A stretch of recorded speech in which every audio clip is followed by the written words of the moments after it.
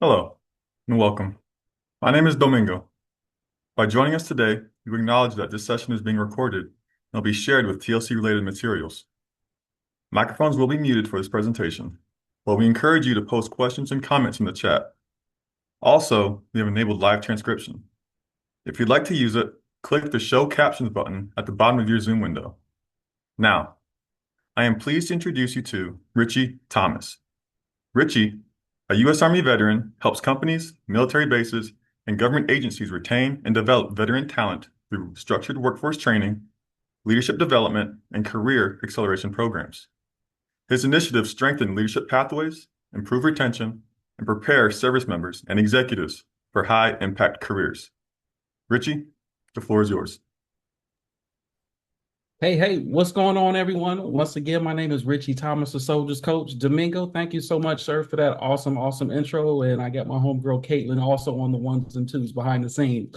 So thank y'all. So everybody do me a favor, drop a one in the chat if you were excited about to get into the topic of the day, conquering imposter syndrome. Drop a one in the chat if you're excited about to get into that topic because it hits me every single place I go. So we're going to dive into the architecture of personal mastery.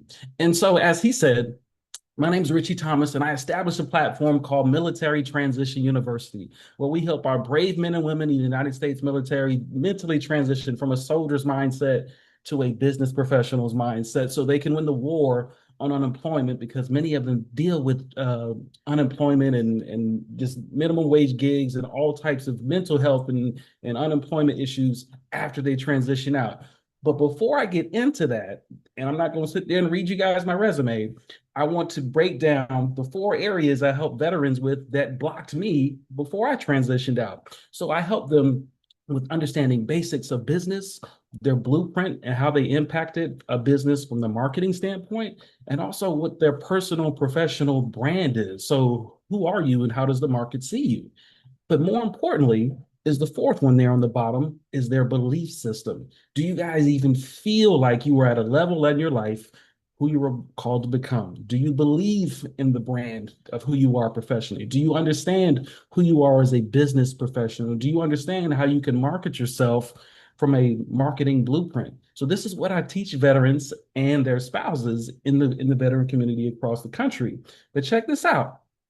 Before I got there, I'm gonna read you my failures. So this is what established my belief system or my broken belief system. So do me a favor, anybody else, if you feel like you have a list of failures you can list out, drop a two in the chat. If you're with me, drop a two in the chat if you feel like you can list out your failures. So these are all the things that really hit me in my head, but also in my heart. So after I transitioned out of the Army in 2007, I went from a different Army. Domingo, I went to the Army of the Unemployed. I was unemployed from 2007, or really 2008, all the way up to early 2010. So I was unemployed for a year and a half. And this really rocked me mentally, emotionally, spiritually, because see myself and I sell myself and I branded myself to the marketplace as soldiers. The soldiers don't get hired, business professionals do. And so I had to go take a job at your favorite home improvement store, the one with the orange apron. And I had to go take a job making minimum wage. Mind you, I was in the Army for 6 years. I was being nominated for warrant officer and all these different programs. But in the civilian world, I was just another vet. So after the minimum wage gig, I had to I had to lock in and go back to school because personal failure was I didn't have a college degree when I get out. So that was a big mental hurdle that established like me already having imposter syndrome. I'm not good enough. I'm just a veteran. Veterans don't get hired. Business professionals do. So I had all these mental blockages that just compounded with the recession, with who I was and who I saw myself from a brand standpoint in the marketplace, and really how I sold myself. And what I learned was, and this is a big reason I came to share this with y'all today, is a lot of us live at a level that our pain lives on. So I go to college and it just gets worse. Caitlin, I was 28 years old and I go to Southern Polytechnic State University and I failed not one, not two, not three, but I failed seven classes, seven at 28 years old. So I'm losing in the combat battlefield. I'm losing on the economic battlefield. And now I'm even losing in the classroom. I failed 7 classes at 28. I was put on academic probation. And then I was laid off years later, 2, 3 years later, after I do establish myself in the career field. So my imposter syndrome was all over the place because I don't have the degrees. I'm failing in class. When I do graduate, I do get jobs, but I get laid off again, right? And so then we look at 2018, my career trajectory, I got laid off 4 times in 10 years. So from an imposter syndrome standpoint, it really rocked me because there was no degree, there was no certification, there was nothing, no box that I could check that would really, really help me mentally level up. At the end of the day, I just did not feel smart enough. Has anybody else just not felt good enough? Drop a 3 in the chat with me if you've not felt good enough. There's no degree, there's no certification. You guys are about to get a very special guest. This is my beautiful boy, Arthur Spooner. He's going to be our co-presenter today. Y'all drop an Arthur in the chat for my very dear friend, Arthur Spooner. Yes, that Arthur Spooner after your favorite grandpa. But these are my list of failures, okay? So no matter how many degrees or certifications we have, at the end of the day, I just did not see myself. Yay, Arthur. I didn't see myself at the right level. So this is one of my favorite quotes. I read it years ago, and it always resonated with me. So Arthur's going to read this. This is low self-esteem stems from the negative perception you hold of yourself. Dramatic pause. A perception that is largely, if not entirely, based on your negative interpretations of past experiences. How many times was I laid off? This distorted perception of reality leads you to experience fear, anxiety, and depression. Now, I said I was a veteran, so veterans deal with PTSD at an alarming rate. How about you, Arthur? All right, so that's one of my favorite people, Miss Marilyn Sorensen. And every time I read that, it hits me at a different level because there's no amount of degrees or certifications that you can get that basically changes your perception of how you see yourself. Okay, so stay with me here. Your belief system.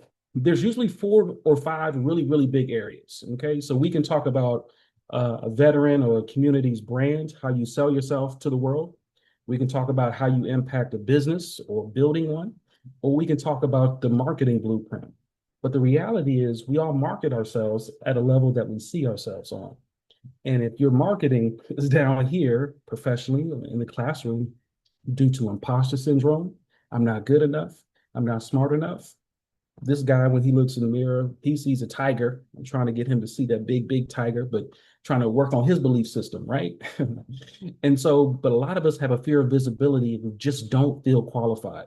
How many of you guys are going through a PhD program, a doctorate program, an MBA program there at the university? It's like, are we doing it for professional reasons, or are we doing it because we just don't see ourselves there yet to impact our belief system? There's no amount of degrees or certifications in the world that's going to make you feel that at that next level until you see yourselves at a different level, mentally, emotionally, and even spiritually. Is that fair, Arthur? So check this out. I want you to think about this, how you've presented yourself and how a lot of the students in your classrooms, people in your community, if you look at this from this perception, do people brand themselves, students, faculty, do you feel like they're living at that next level? And this is not motivation, by the way, but I notice a lot of people I come across, Black, white, Asian, Hispanic, race off the table, gender off the table, but a lot of us live at a level that our pain lives on. And so how are we showing up in the classrooms in our community if our belief system, imposter syndrome, has got us stuck down here? And so regardless of where we are in the ecosystem, your belief system dictates a lot of who you are and where you are. Okay. And again, no amount of degree is going to fix that. So I need y'all to stay with me. So the liberation architecture, what I like to call it, there's usually 10 or 12 different phases to this. So I want y'all to really think about this. Our childhood wounds, a lot of times that inner voice, they always say like a parent's voice becomes a child's conscience. So if you think back in the time machine, what were some of the early failures you guys had in life, especially in childhood? Maybe you failed classes in school? Maybe you always got detention. Maybe you and your parents just didn't get along. Maybe you had drama with a sibling. Maybe you were getting bullied at school. Early childhood wounds show up in the workplace and they show up in school. And then maybe in adolescent, what were some of the early wounds that you guys had that established your belief system very early? Maybe your first career. I'll be honest with you. I've been in tech a long time because early in my career, I'm from Charleston, South Carolina. They had me out there cutting grass, and I realized at 12 years old, Caitlin, I don't belong out there doing manual labor because I am not a man outside. I belong AC. I'm a thinker, right?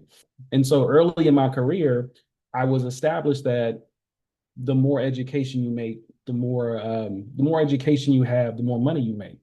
But I was not didn't come from a community of people that encouraged college. And so early in my career, I took a lot of manual labor jobs. And so my belief system and imposter syndrome established very early. And so it's like if you're not going to school, what are we really doing in life? Okay. Arthur, is that fair?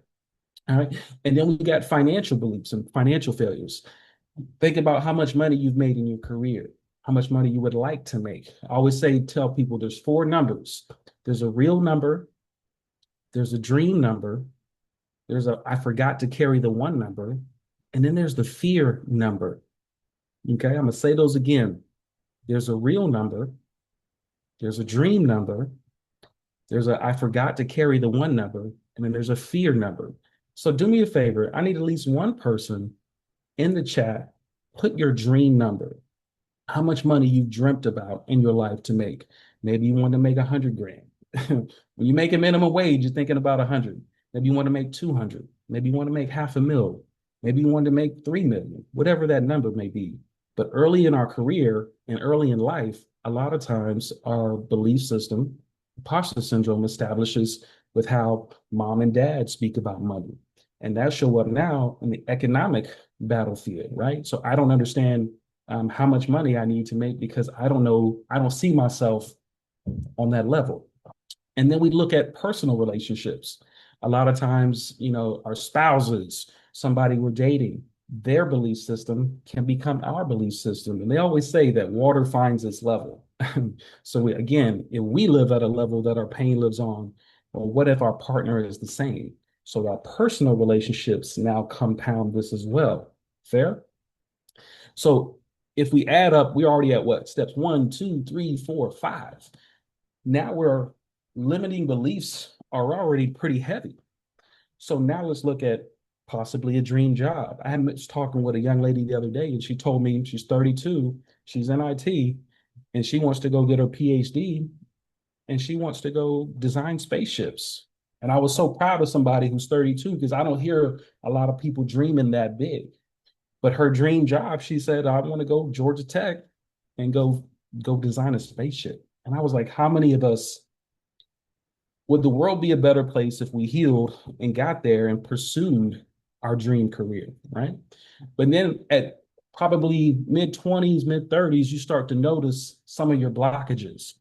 I was really stuck in imposter syndrome because failures in school and in high school, failures in college. I told you I failed 7 classes. Got laid off once, twice, three, 4 times. Nonprofits are always tough to work with. Love you guys to death, but earning a dollar is very, very tough in the nonprofit space. So my blockages showed up heavy in my belief system, which impacted career, community, and the rest of my life, right? And so it always impacts your next job. So it's like, what do we have to do to reposition how we see ourselves, sell ourselves, and ultimately brand ourselves to the marketplace? After we get a degree at Arizona, it's like, what can we do then after we've kind of looked and did an internal reflection of who we are and where we are? Okay. So how do we show up in our community, but also how are we showing up for ourselves? Okay. So who do we need?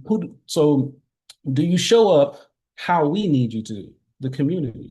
So if I'm a teacher, if I'm a faculty member, am I showing up to work in my healed self for my students, for the faculty, for the community? And then what is the daily thing that we can do to overcome a lot of these imposter syndromes? Okay. So I'm gonna walk y'all through some things um, to kind of spotlight on a lot of the blockages. But this is a game I like to call dope tic-tac-toe. Okay. This is one of my favorite things to do. I don't care how old you are, everybody. At one point, you've played tic-tac-toe. So do me a favor, if you're watching this recording, I want you to get a pencil, a piece of paper and pencil, and I actually want you to draw out a tic-tac-toe board. Just hear me out. Okay. Tic-tac-toe should have 9 blocks. And here's what we're going to do. I want you to categorize them in this way.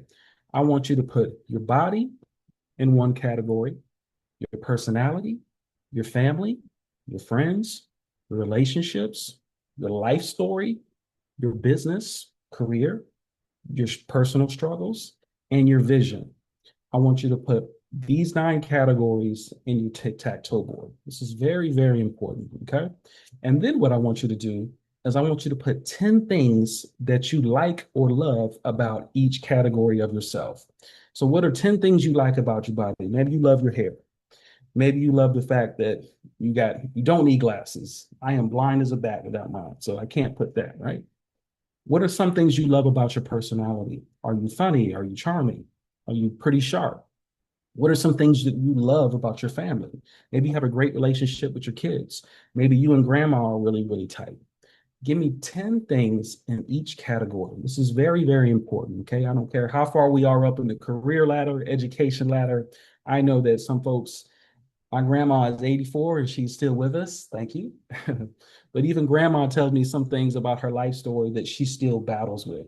So I had to do this with grandma, y'all. I had to make sure grandma's belief system at 86, 84 is where it needs to be.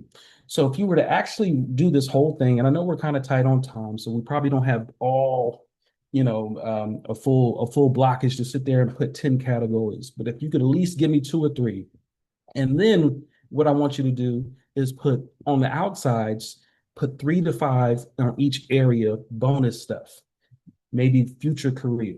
Caitlin, when you graduate, I think you're going through a PhD program, if I'm not mistaken, help me out.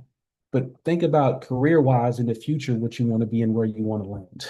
And the reason that I asked y'all to do this, because essentially, if we could reverse engineer and actually go into the future or look in the past, if you list out 100 reasons of why you were dope, why you were special, then why in the world can you not live at that level? Financially, mentally, emotionally, from an education standpoint, that you were called to be on. Here's why this matters. What type of hero does your community, does your school need you to be? So we live in America. We're going through a lot right now. Stay with me. But one thing we all have in common, we all have a hero that we love. Right? I'm a big wrestling nerd, so don't judge me yet. First thing I thought of was Stone Cold Steve Austin. And y'all know when that glass breaks, Stone Cold marches out, and it doesn't matter who's getting in the ring, you getting the middle finger, a kick to the gut, and a well-deserved Stone Cold stunner. Stone Cold Steve Austin, no one asked where he went to school. No one asked about his certifications. But he walks in that belief system that he is that dude. Ladies, y'all seen Beyonce or probably took out a second mortgage to go see her concert. But when she walks that runway, everybody knows she's that girl. It doesn't matter who you are. Think about some of who your heroes. Who does your community need you to be? So who do you need to walk in and resemble so you can show up as a better you, a healed you? Because right now we got a lot of people. I think I've seen this statistic somewhere. It says half the country suffers from depression and the other half suffers from anxiety. So collectively, we have a fear of the past and a fear of the future. So how many of us are living in a healed self that we can walk in this version of us? Because each of us needs to, we would all be a little bit better because they always say, hurt people, but heal people, heal people. So again, if I'm a faculty member, if I'm a student, if I'm a spouse, whoever you are in the community, I understand to hurt you, but the healed you can be a better example for all of us. This is why we love celebrities. Favorite athlete, favorite musician. I'm a Ric Flair guy. Nature boy, right? So think about how you've been showing up in the community. So we relook now at the liberation architecture. What does healed you say to broken you at each level? So I'm 43 and I'm still dealing with the fact that I'm 43 years old. Okay. So now, if I could go back and talk to 8-year-old me, if I could go back and talk to 12-year-old me, if I could go back and talk to 15-year-old me, what would I say to me at that time? Knowing that I may grow into somebody who's going to have imposter syndrome. If I had to clarify my vision in the future, if I could go back, if I had to realign my energy, my inner voice that I told y'all earlier, a parent's voice becomes a child's conscious. So if you could go back to who you are today, and we could go back at each phase in adolescence and think about the worst day of your life as a kid in sixth grade, seventh grade. Maybe you got rejected at the dance. I'm still pissed about that. Maybe you got bullied in the back of the bus. I grew up in the 80s. Bullying was a thing. What did you need to hear at that moment? And a lot of times, those wounded versions of us still show up at school, at work, at career, and those our belief system becomes a blockage. So I want you to really think about if you look at every single phase of this, what did you need to hear then that you could say now to that version of you? If you could go back and talk to first day of your first job. My very first job, I worked at a dog salon. Don't tell nobody this. I worked at a dog salon on Saturdays because they was like, well, my mother was like, well, if you're not gonna go out there and cut grass, the neighbor owns a dog salon. So why don't you get out there? And that's probably why I found Arthur Spooner. Okay. They had me literally shampooing dogs and cats. And they paid me $20 a day for 8 hours of labor. Okay. I was miserable. So if I could go back now, what would I say to me in my early career to remove any type of belief blockages, to remove any type of imposter syndrome? The heaviest conversation I would want to have with myself back then, now, is around money and finances. It's not out of greed, it's not out of ego, but let's be honest, we live in America. And contrary to popular belief, America does not run on Duncan. America runs on the dollar. I come from Charleston, South Carolina, as I mentioned. We're not rich, but we weren't poor. We're very much a blue collar city, community, and culture. So, black or white, we were all financially at a certain level. And so I joined the military after Charleston. And you have to understand, a lot of people don't become a millionaire through the military.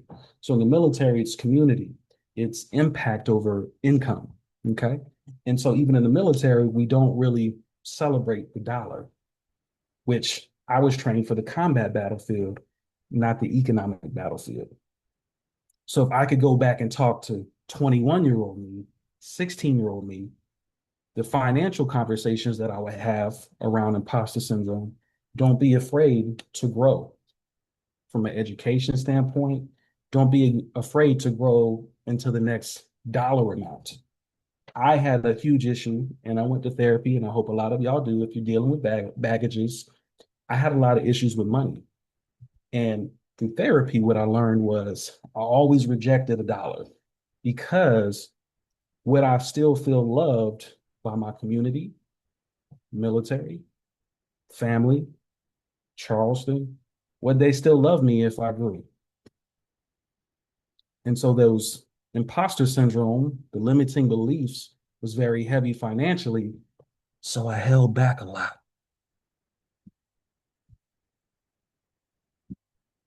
Military Transition University is my baby. I should have started it 10 years ago. I help brave men and women in the veteran community go from a soldier's mindset to a business professional's mindset. Think of it as a crash course MBA for vets, okay? But I never would have started it because when I started seeing contracts at a certain level, imposter syndrome kicks in. I'm not smart enough. I failed 7 classes. I was working minimum wage. I've got all these reasons to be failure, and imposter syndrome.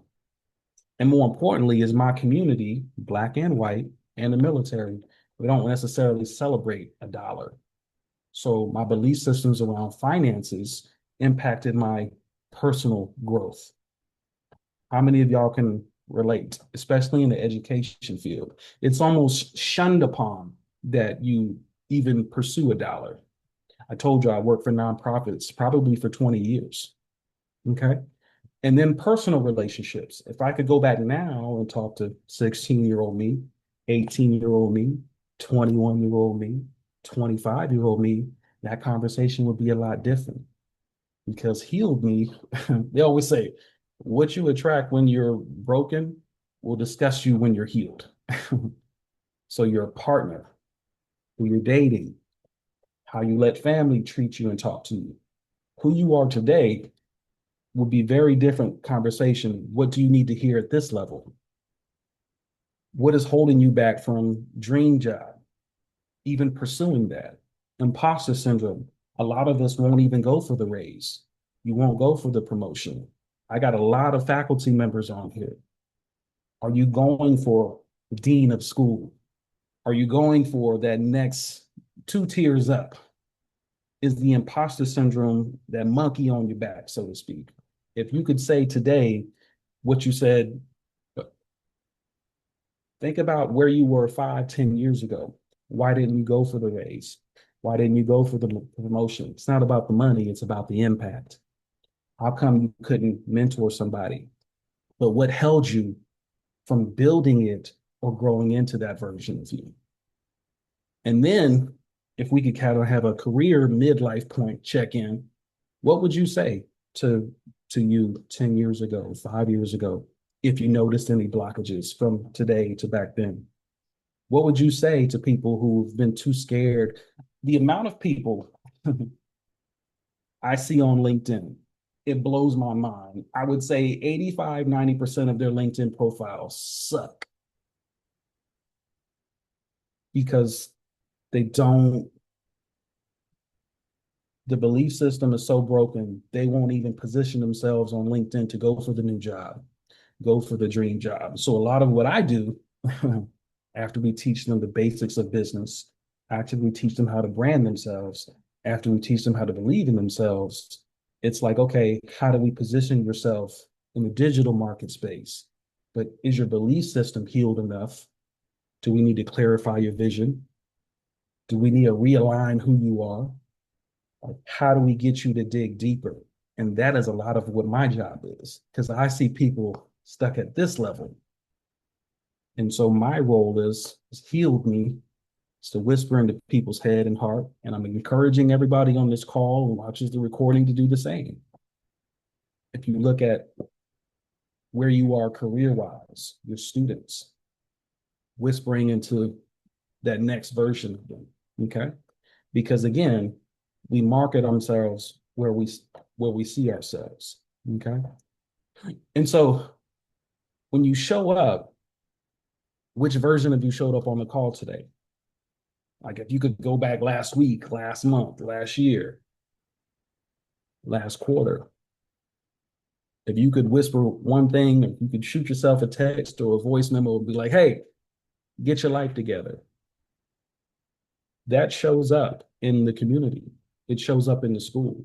It shows up in our daily routine that we don't do. In 2018, I signed up for a half Ironman.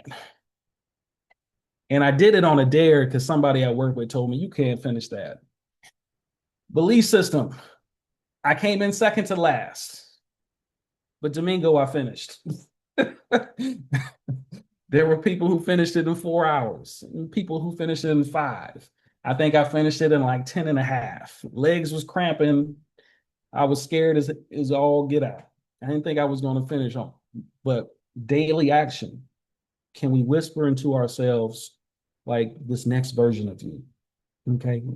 Do we need to go to the gym? Do we need to wake up a little bit earlier? Do y'all have read all the books? Have we started to write some of the next books? I read somewhere that Stephen King, one of my favorite authors of all time, he writes 6 pages a day. 6. 6 pages every day. And if y'all are unfamiliar, I think he's got 66 books. But his daily action is to take just that baby step of putting pen to paper. So his belief system is I can show up publicly. And I probably should have put him as one of my heroes.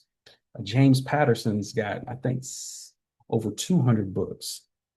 John Maxwell's got 74 books. When I think about the daily action, imposter syndrome, I'm a perfectionist.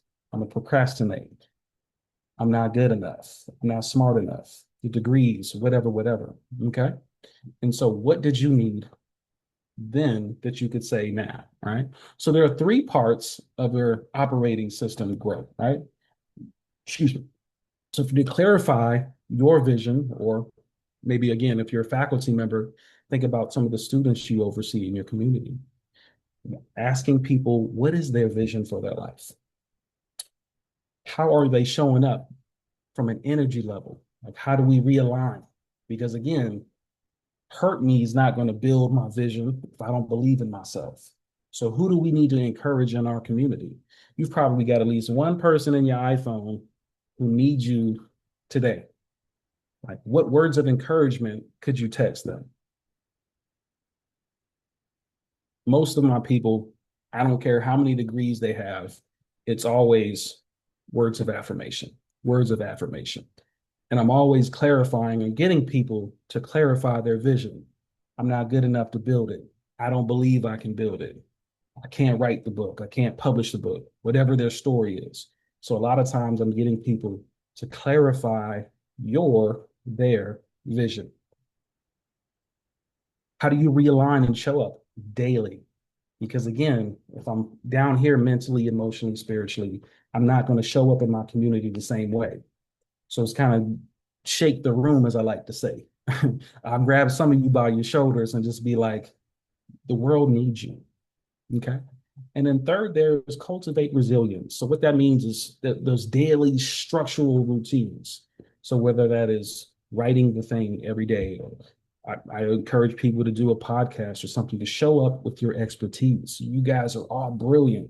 This is one of the biggest universities in the world. You have knowledge, skills, and experience that the world needs. But if the imposter syndrome's there and you're overthinking, you're procrastinating, you're a perfectionist, like how are we all supposed to experience your dopeness? Because we want to overthink and overanalyze.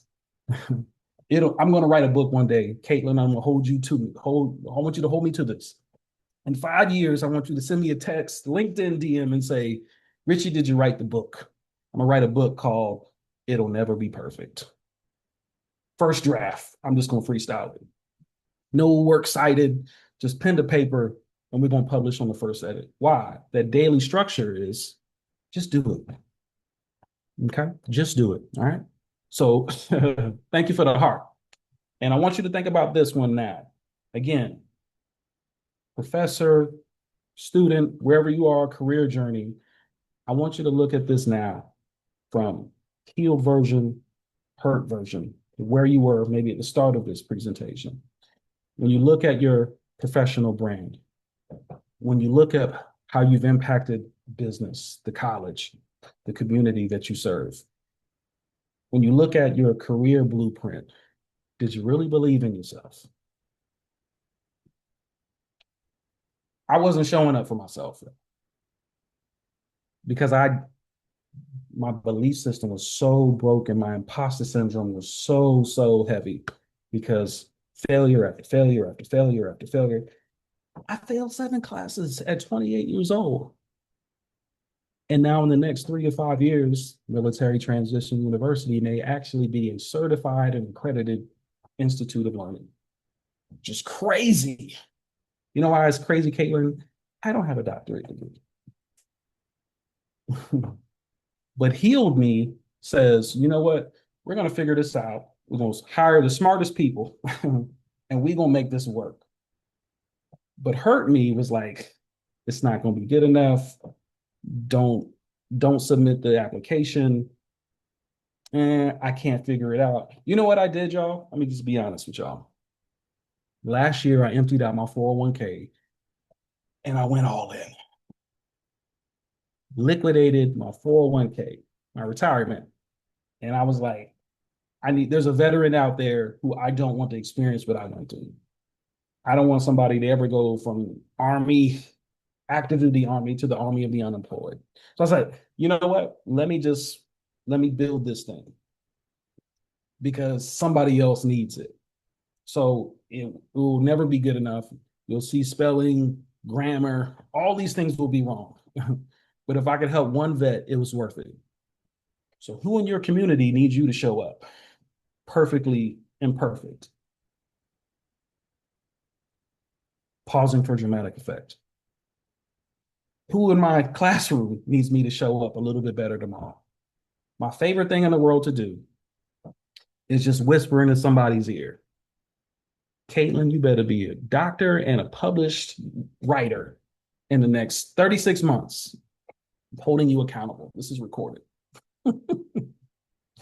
Right?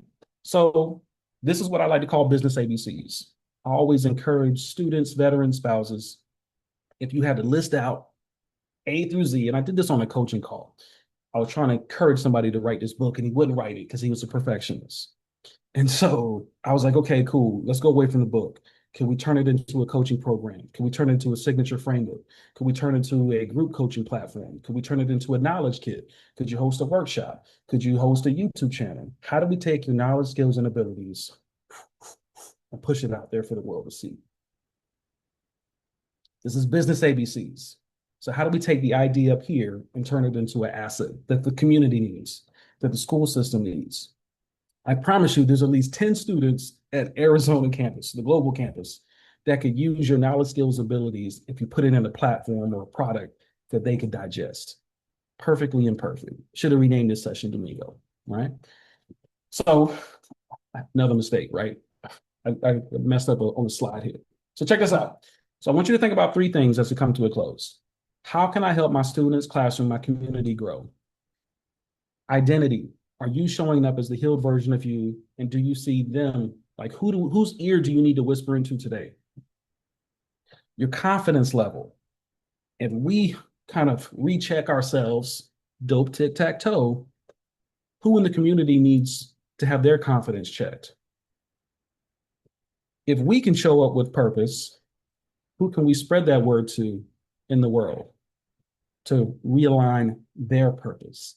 I always say, now I look back at my failures. Sometimes we get exposed to something because we're meant to do something about it. I was supposed to be laid off 4 times. I was supposed to be working at a job of unemployment because I now experience the hills and the valleys that military veterans deal with. Unemployment is number 1, 2, and 3. Okay. So, what is our purpose, confidence, and identity to the world? So, as a coach, as a speaker, as a trainer, my number one job is to hold up the mirror to how you see yourselves, sell yourselves, and brand yourselves to the marketplace. And how do we overcome the imposter syndrome?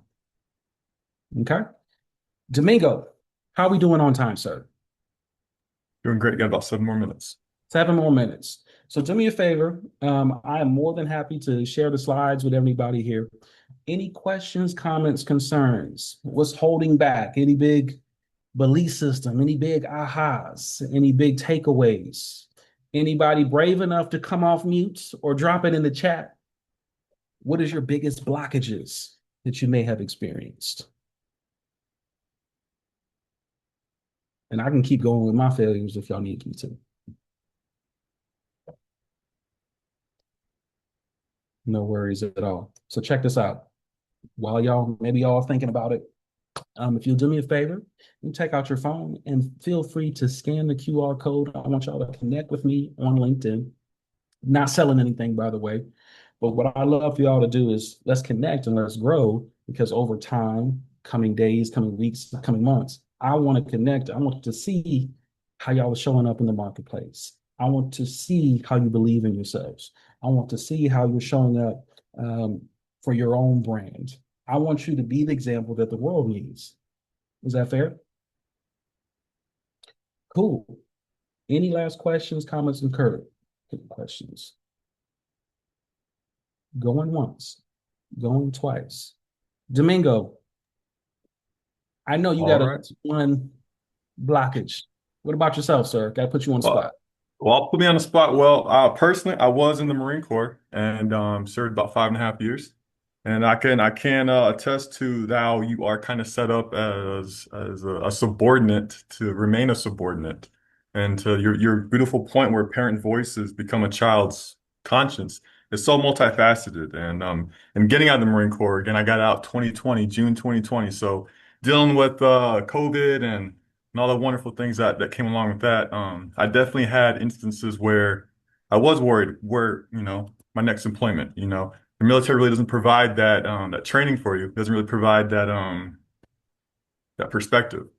And so just hearing you beautifully and creatively put that point, and again, it's so multifaceted where your manager's voice can become a worker's conscience, a commander's voice can be a subordinate's conscience. So it's again so multifaceted, and again, it can be your voice becomes your conscience. So again, just giving us that more empowerment and just make you really think about more intent on your future. I really appreciate it. It was great. No, awesome, awesome. Thank you so much. And thank you so much, Miss Sims, for dropping that in the chat. I appreciate y'all's time today. Well, ladies and gentlemen, my name is Ritchie Thomas, the Soldiers Coach. And from my heartbeat to yours, I would tell you peace out. But the reality is most of y'all need peace in. Jazz Yep. hands. Jazz hands. So I wanted to thank everyone for joining us today. And thank you, Richie, and the audience participation in today's session. Please use the survey link to the chat to nominate TLC presentations for conference awards and share your feedback on this presentation. Thank you, everyone, for joining us today.